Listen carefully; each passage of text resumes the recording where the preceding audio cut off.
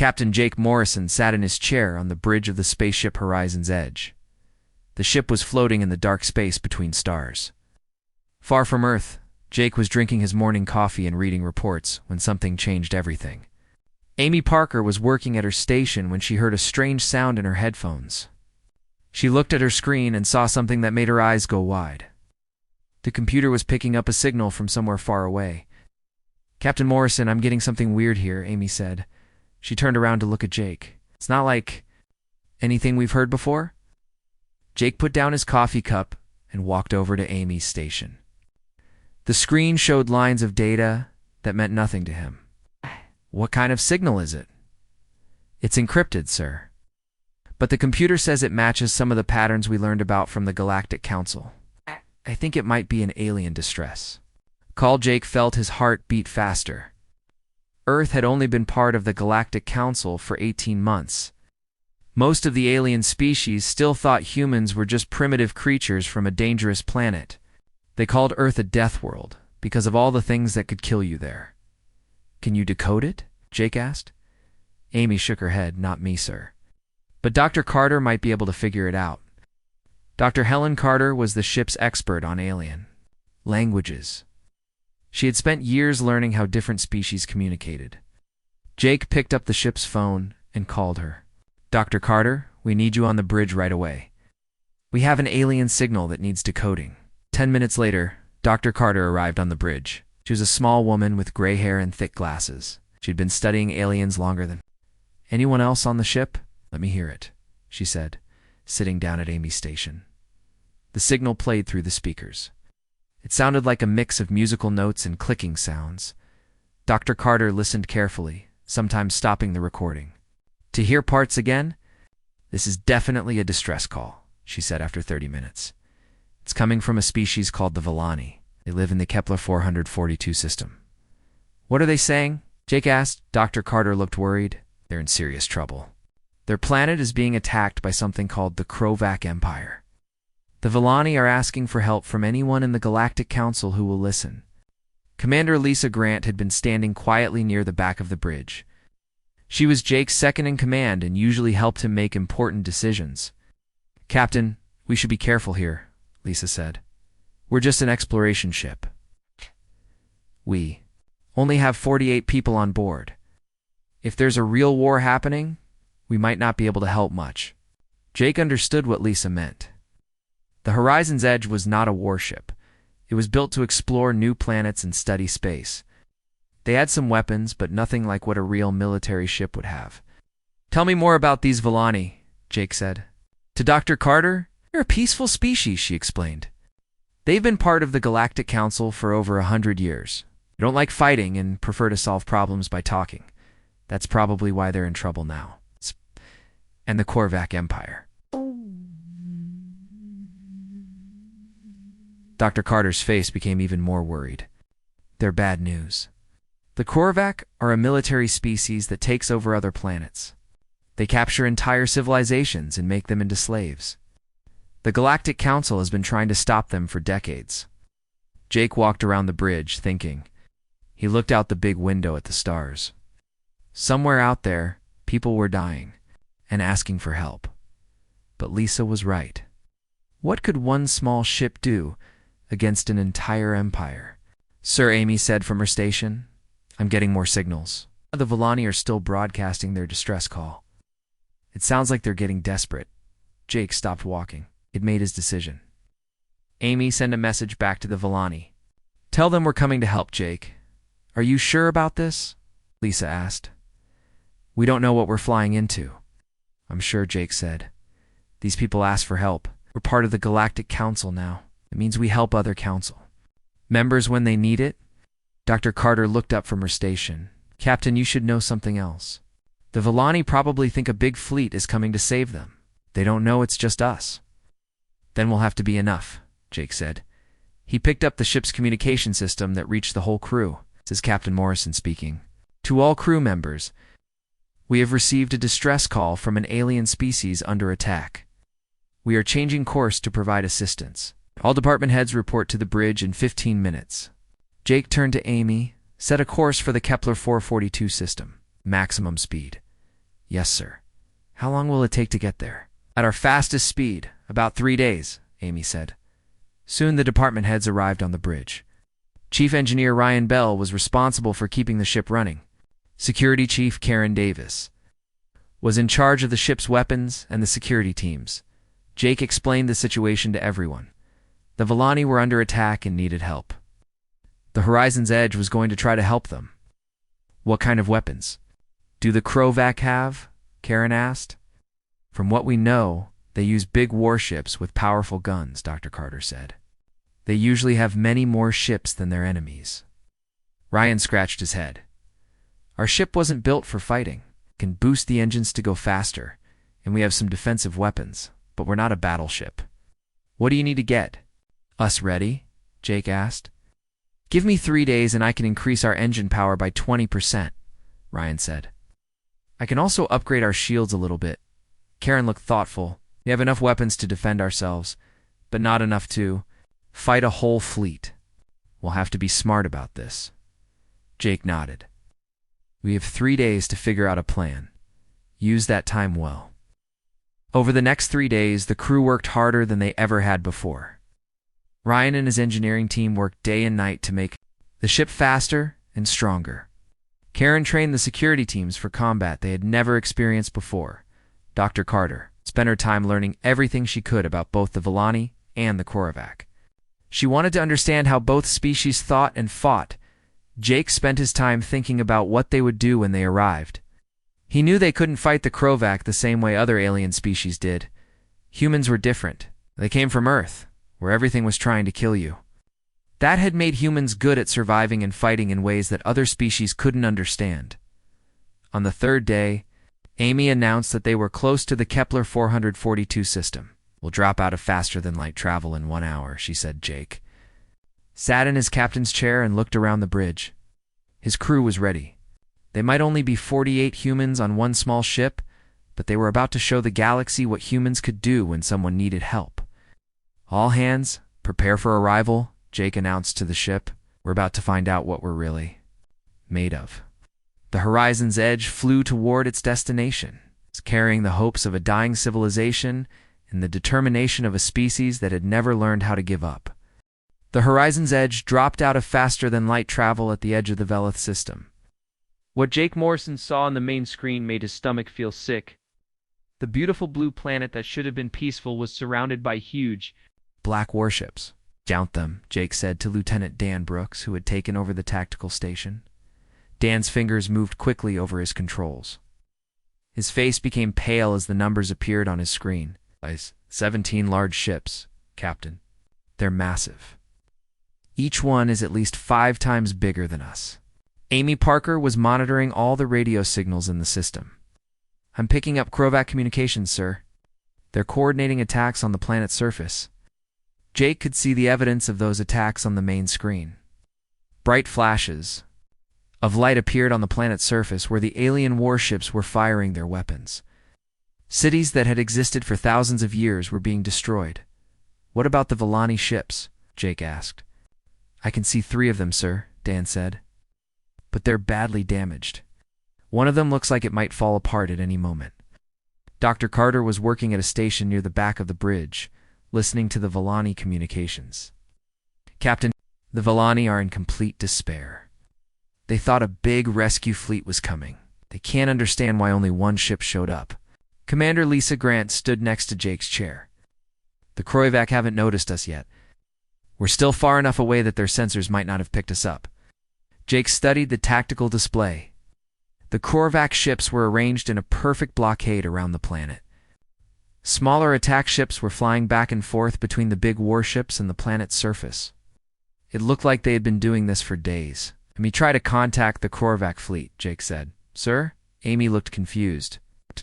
You want to talk? To them? Yes. Open a channel to their flagship. Amy worked at her station for a few minutes. I have them, Captain. The Krovac commander is responding.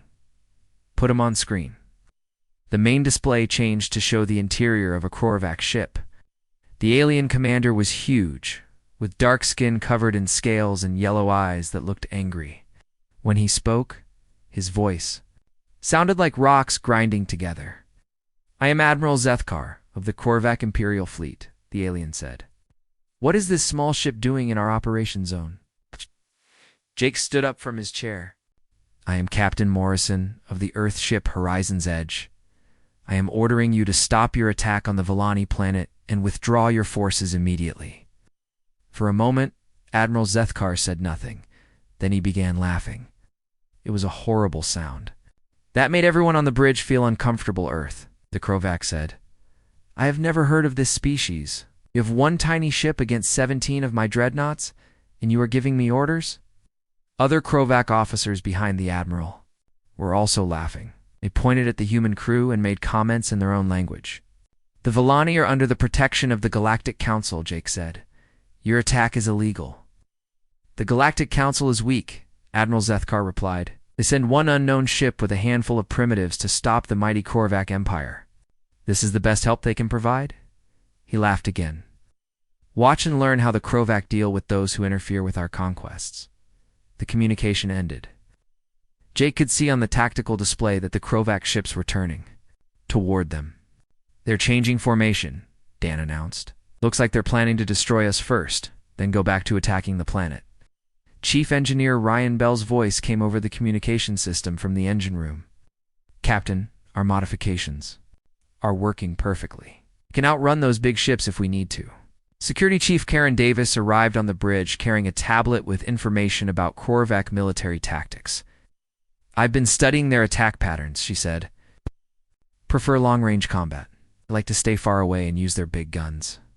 Jake walked to the tactical station and looked at Dan's display. The Korvac ships were indeed powerful, but they were also predictable. They moved in straight lines and attacked in the same way every time. "Dr. Carter, what do you know about Korvac psychology?" Jake asked. "They're very confident," she replied. "Maybe too confident. They've been winning battles for so long that they expect every enemy to fight the same way. They've never lost a major battle." Jake felt an idea forming in his mind. It was dangerous and probably crazy, but it might be their only chance. "Dan, how close would we need to get to use our boarding equipment?" Don checked his displays. "Very close, sir. Within a few hundred meters." Lisa looked worried. "Jake, you're not thinking about boarding one of those ships, are you?" "That's suicide, maybe," Jake said. "But the Korvac have never fought humans before. They don't know what we're capable of." Karen understood what Jake was thinking. "If we could get a team onto their flagship, we might be able to cause enough confusion to give the Velani a chance." "The Velani ships are almost destroyed," Dr. Carter added. "If we don't do something soon, there won't be anyone left to save." Jake made his decision. "All right, here's what we're going to do. Right, I need maximum power to the engines and shields. Karen, get your best people ready for boarding action. Dan, plot a course that takes us directly at their flagship." "Sir," Amy said from her station. "The Korvac Admiral is trying to contact us again." "Ignore him," Jake said. The Horizon's Edge began. Moving toward the Korvac fleet, the alien ships immediately opened fire with their long-range weapons. Bright beams of energy flashed through space toward the human ship. "Shields holding," Dan reported as the ship shook from the impacts. Jake gripped his chair as more weapons fire hit them. "Stay on course." The Korvac were firing everything they had, but they were having trouble hitting the fast-moving human ship. Jake had ordered Amy to fly in an unpredictable pattern that made targeting difficult. "They're not used to enemies that move like this," Karen observed. "Look how they're firing. They expect us to fly in a straight line."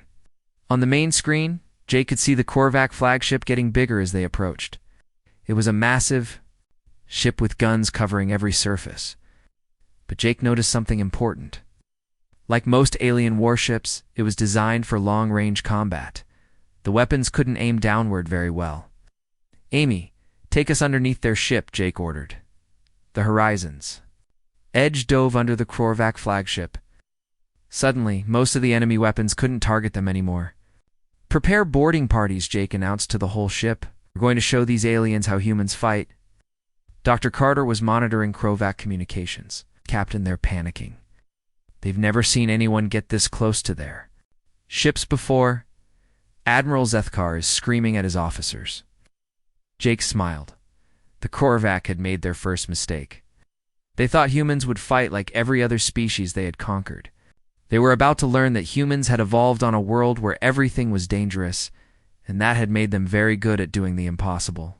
Bring us alongside their docking bay, Jake told Amy. It's time to introduce the Korvac Empire to human boarding tactics. The real battle was about to begin. The Horizon's Edge attached itself to the side of the Korvac flagship like a small fish grabbing onto a whale. Jake Morrison could feel the ship shake as the docking clamps locked into place. Through the thick metal walls, he could hear the sounds of confused aliens running around inside their own ship. Security. Chief Karen Davis stood in the docking bay with 12 of her best people. They were wearing spacesuits and carrying weapons that looked small compared to alien technology. But Jake knew that humans had something more important than big guns. They had the ability to think fast and adapt to any situation. Remember what? We practiced, Karen told her team. The Korvac have never fought boarders before. They expect their enemies to attack from far away with big ships. We're going to be inside their ship before they know what hit them. Private Tony Martinez was the youngest member of the boarding team. He looked nervous but determined. What if their weapons are stronger than ours? No. Then we don't fight them straight on, Karen replied. We use the ship against them. We hit their life support, their engines, anything that makes the ship work. We make them choose between fighting us and keeping their ship running. Jake's voice came through their communication devices. Karen, we're reading about 200 Korvac. On that ship, your team is outnumbered almost 20-1. We've faced worse odds, Karen said with a smile. Remember, Captain, these aliens have never seen humans fight. They don't know that we're crazy enough to board their ship in the first place. The docking bay door opened with a loud hiss. On the other side was a Korvac corridor that looked like it was built for giants. Everything was much bigger than human size, which actually gave the boarding team an advantage. They could hide in places the aliens would never think to look. Sergeant Mike Collins led the way into the alien ship. He moved carefully, checking every corner and doorway. Behind him, the rest of the team spread out in a pattern they had practiced. Many times, the first group of Korvac soldiers they encountered were completely surprised. The aliens were tall and strong, but they moved slowly and expected enemies to announce themselves before attacking. When humans suddenly appeared from hiding spots and struck fast, the Korvac didn't know how to respond. They'd fight like animals. One Korvac soldier said in his own language before Mike knocked him unconscious with a stun weapon. Dr. Carter was monitoring alien communications from the bridge of the Horizons. Captain, the Korvac are broadcasting panic messages to their other ships. They're calling humans demons that appear from nowhere and creatures that feel no pain. The truth was that humans did feel pain, but they had learned to keep fighting even when they were hurt. This was something that confused the Korvac, usually stopped fighting when they got injured. Karen's team split into 3 groups. One group headed for the engine room, another went toward the bridge, and the third team began placing explosive devices on important systems throughout the ship. Chief Engineer Ryan Bell had helped them prepare those explosives. They weren't military weapons. They were mining charges that the Horizon's Edge used for studying rocky planets. But Ryan had modified them to work perfectly for sabotage.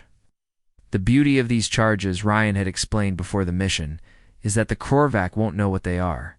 Their computers will scan them and find mining equipment, not weapons. By the time they figure it out, it'll be too late. Private Linda Wong was part of the team heading for the engine room. She crawled through a ventilation shaft that was too small for the large Korvac bodies. From inside the walls, she could hear alien voices talking about the strange invaders. How did they get inside our ship? One Korvac engineer was asking. I don't know, another replied. Our sensors show they're still attached to our hull, but somehow they're also inside the ship. Linda smiled as she planted an explosive device near some important-looking pipes. The Korvac were thinking like aliens who had never fought humans. They expected all enemies to be predictable and follow standard military tactics. Meanwhile, Sergeant Collins was leading his group toward the bridge. They had encountered more Korvac soldiers, but the aliens were fighting defensively. They seemed more worried about protecting their ship's systems than about stopping the human invaders. This is wrong, Jake heard one Korvac officer say through the communications Dr. Carter was monitoring. Enemies are supposed to try to destroy our ship with their weapons. They're not supposed to climb inside and start taking it apart. On the bridge of the horizon's edge, Lieutenant Dan Brooks was watching the tactical display. Captain, the other Korvac ships are having trouble targeting us. We're so close to their flagship that they can't shoot at us without hitting their own ship. Jake nodded. That's exactly what I was hoping for. How are our people doing inside? Karen's team has reached the flagship's bridge, Dan reported. And I'm getting reports that they've placed charges throughout the ship. Inside the Korvac flagship, Karen and 3 of her people had made it to the bridge without being detected. The bridge was enormous, with control stations designed for the large alien bodies. But this also meant there were plenty of hiding places. Admiral Zethkar was standing in the center of the bridge, shouting orders at his confused crew. Find these humans and destroy them. How difficult can it be to kill a few primitives? Karen listened to the alien commander for a moment, then activated her communication device. Captain Morrison, this is Davis. I'm on their bridge, ready to proceed with Phase 2. Do it? Jake's voice replied. Karen and her team revealed themselves, pointing their weapons at the surprised Korvac officers. Admiral Zethkar turned around and saw humans standing on his own bridge. His yellow eyes went wide with shock. Impossible, he said. How did you get here? We walked, Karen replied simply. Now, Admiral, you're going to order your ships too. Stop attacking the planet. Admiral Zethkar began laughing, but it sounded forced and nervous. For humans against my entire crew, you are even more primitive than I thought. Karen pressed a button on a small device she was carrying. Throughout the ship, Ryan's modified mining charges began making beeping sounds. The Korvac bridge crew could hear the sounds through the ship's communication system. What is that noise? Admiral Zethkar demanded. Those are explosive devices, Karen explained calmly. My people have placed them all over your ship. Don't order your fleet to withdraw. We'll blow up your flagship. A Korvac officer ran to his control station and began scanning the ship. His face became pale. Admiral, I'm detecting over 20 explosive devices. They're attached to critical systems throughout the ship. Impossible, Admiral Zethkar said again. Our sensors would have detected weapons. They're not weapons. Karen said. They're mining equipment, very effective mining equipment. For the first time since the battle began, Admiral Zethkar looked uncertain. He had expected to fight a traditional space battle against one small human ship. Instead, he found humans inside his own flagship, threatening to destroy it from within. Dr. Carter's voice came through Karen's communication device. Chief Davis, I'm monitoring Korvac fleet communications. The other ships are asking the flagship for orders. They don't know what to do. Karen looked directly at Admiral Zethkar. Your choice, Admiral. Order your ships to withdraw, or we blow up your flagship and take our chances with the rest of your fleet. The Korvac commander realized he was facing something he had never encountered before. These humans fought in ways that made no sense, according to everything he knew about warfare. They had turned his greatest advantage, his powerful flagship, into a trap. Admiral Zethkar looked around his bridge at the determined human faces. He was beginning to understand why these creatures came from a planet called a Deathworld. Admiral Zethkar stared at the humans on his bridge for a long moment. The beeping sounds from the explosive devices echoed through his ship like a countdown to disaster. His crew looked at him, waiting for orders, but the Korvac commander had never been in a situation like this before. You are bluffing, Admiral Zethkar finally said. You would not destroy this ship while your own people are still on board. Security Chief Karen Davis smiled coldly. Admiral, you clearly don't understand humans very well. We're willing to die to complete our mission. The question is, are you willing to die for yours? The truth was that Karen and her team had no intention of dying if they could avoid it. But they had planned escape routes through the ship's ventilation system. The Korvac were too large to follow them through those narrow passages. Lieutenant Don Brooks's voice came through Karen's communication. Device from the horizon's edge. Chief Davis, we're reading massive power fluctuations throughout the Korvac flagship. Whatever your people did to their systems is working. Karen had not told Admiral Zethkar about all the sabotage her teams had accomplished. Besides the explosive devices, they had also damaged important computer systems and cut power cables. The mighty Krovac warship was slowly falling apart from the inside. A Krovac engineering officer ran onto the bridge with panic in his yellow eyes. "Admiral, we're losing power to the weapons systems. Something is wrong with the main computer core." Admiral Zethkar's confidence was beginning to crack. "Fix it," he ordered. "We cannot, sir. The damage is too extensive. It appears the humans have sabotaged systems throughout the ship." On the bridge of the Horizon's Edge, Dr. Carter was listening to communications from the other Korvac ships. "Captain Morrison, the enemy fleet is getting confused. They keep asking the flagship for orders, but Admiral Zethkar isn't responding to them." Jake Morrison watched the tactical display as the Korvac formation began to fall apart. Without clear leadership from their flagship, the other ships were starting to make their own decisions. Some moved closer to the planet to continue the attack, while others stayed in position, unsure what to do. "This is our chance," Jake said. "Amy, take us away from the flagship. Head for those 3 Krovac ships near the planet." But Captain Commander Lisa Grant said, "Karen and her team are still on the flagship. They know the plan," Jake replied. "They'll make their own way out when the time is right." Back on the Korvac flagship, Admiral Zethkar was trying to regain control of the situation. "Guards, arrest these humans," he ordered. Several large Krovac soldiers moved toward Karen and her team, but the humans had positioned themselves near important control stations. If the Korvac tried to capture them, they might accidentally damage their own equipment. "I wouldn't do that if I were you," Karen warned. "My finger's on the trigger for all those explosive devices. If your soldiers shoot me, the charges will automatically detonate." This was not entirely true, but Admiral Zethkar had no way of knowing that.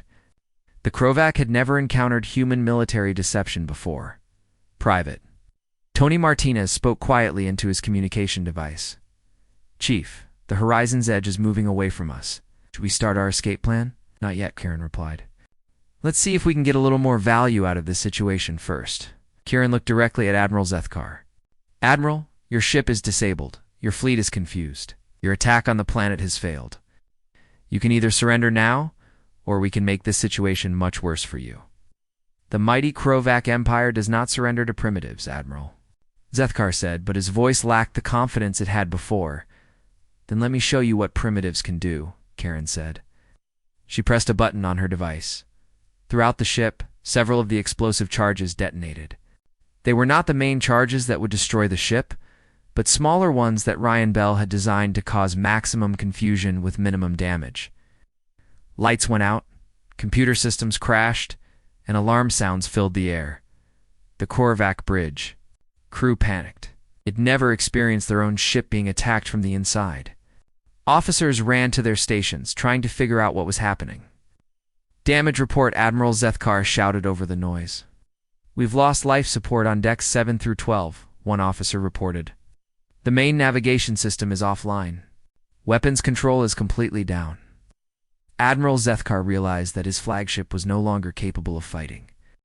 Even if he could get rid of the humans, it would take hours to repair all the damage they had caused. Meanwhile, Horizon's Edge was approaching 3 Korvac ships that had moved closer to the planet. These ships were smaller than the flagship, but still much larger than the human vessel. "Target their engines," Jake ordered Lieutenant Dan Brooks. "Sir, our weapons aren't powerful enough to seriously damage ships that size," Don replied. "We don't need to destroy them," Jake explained. "We just need to disable them. Aim for their engine exhausts." The Horizon's Edge opened fire on the first Korvac ship. The human weapons were not very powerful, but they were accurate. Dan carefully targeted the spots where the alien ship's engines expelled their exhaust. When the weapons hit those spots, they caused chain reactions inside the alien engines. The Krovac ship suddenly lost power and began drifting in space. How did they do that? Krovac captain of the second ship asked over the radio. Dr. Carter was monitoring their communications.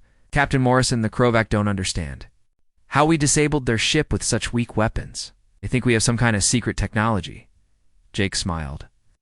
"Let them think that. Dan, target the second ship. The second Korvax ship tried to turn away from the horizon's edge, but human ships were much faster and more maneuverable than the big alien warships. Dawn hit their engines in the same way, and they also lost power. The third Korvax ship decided to retreat before the humans could disable it too. Its captain sent a message to the rest of the fleet saying that the humans had weapons that could destroy Korvax engines with a single shot. Back on the flagship, Admiral Zethkar was listening to these reports with growing alarm. Not only were humans inside his ship, but their vessel was somehow defeating his other ships with impossible ease. "Admiral," his communications officer said, "we're receiving surrender requests from ships throughout the fleet. They want permission to withdraw from the battle." Admiral Zethkar looked around his damaged bridge. Half the lights were not working, computer screens were flickering. His crew looked demoralized and confused. Karen Davis spoke into the silence. "Admiral, your fleet is falling apart. Your flagship is disabled. The Velani planet is still defended. This battle is over, and you lost." "How?" Admiral Zethkar asked. "How did one small ship defeat an entire Korvax fleet?" "'Cause you thought you knew how to fight," Karen replied. "But you had never fought humans before. We don't follow your rules. We don't fight the way you expect. And we never give up." Admiral Zethkar was beginning to understand something that would change how the galaxy viewed humans forever. These creatures from the death world called Earth were not just another species with advanced technology. They were something entirely different. "What do you want?" Admiral Zethkar asked quietly. "We want you to leave this system and never come back," Karen said. "We want you to tell the Korvax Empire that the Velani are under human protection now." Admiral Zethkar nodded slowly. He'd learned a painful lesson about underestimating species from death worlds. The battle was over, but the real consequences were just beginning. 6 months after the battle at Velith Prime, Admiral Jake Morrison stood on the bridge of his new ship, Freedom's Call. The massive vessel was 3 times larger than the old Horizon's Edge. It carried crews from 12 different alien species alongside the human officers. The ship was beautiful, built with the best technology that the Galactic Council could provide. But Jake sometimes missed his old exploration vessel. The Horizon's Edge had been small and simple, but it had been home to the crew that changed everything. Commander Lisa Grant approached Jake with a data tablet in her hands.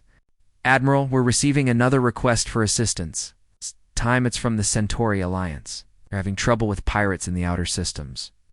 Jake took the tablet and read the message.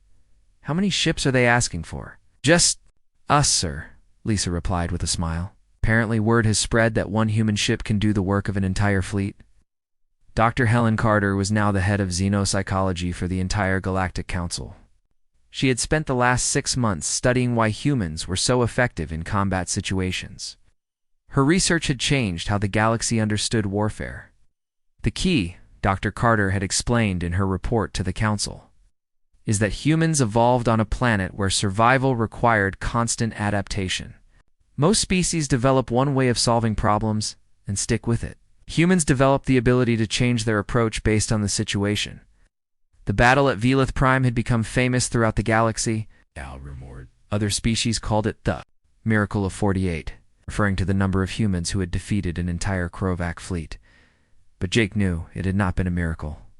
It had been the result of human determination, creativity, and the willingness to try things that seemed impossible.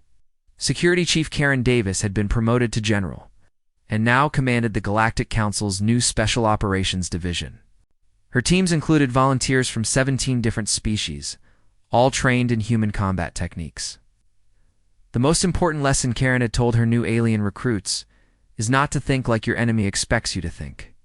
If they expect you to attack from the front, attack from behind. If they expect you to use big weapons, use small ones. If they expect you to stay far away, get close. Many of the alien volunteers struggled with these concepts at first. Most species had evolved in environments where following established patterns was the key to survival.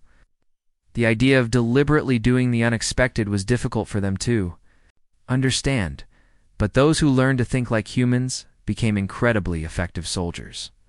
They could work in teams, adapt to changing situations, and never give up even when facing impossible odds. Chief Engineer Ryan Bell was now the head of the Council's Technology Integration Program. His job was to figure out how to combine human engineering creativity with alien advanced technology. Humans have a talent for making things work that shouldn't work, Ryan explained to a group of alien engineers. We look at a problem and ask, how can we solve this with what we have, instead of what do we need to solve this? The mining charges that had been used to disable the Korvac's flagship were now standard equipment for Council security forces. Ryan had turned his emergency modification into a whole new category of non-lethal weapons. The Velith had become humanity's strongest supporters in the Galactic Council. Prime Minister Velith had personally requested that Earth be given a permanent seat on the Council's Security Committee. Before the humans came, Velith had said in her speech to the Council, "We thought courage meant accepting defeat gracefully. The humans taught us that real courage means refusing to accept defeat at all." The Velith had also begun changing their own military doctrine.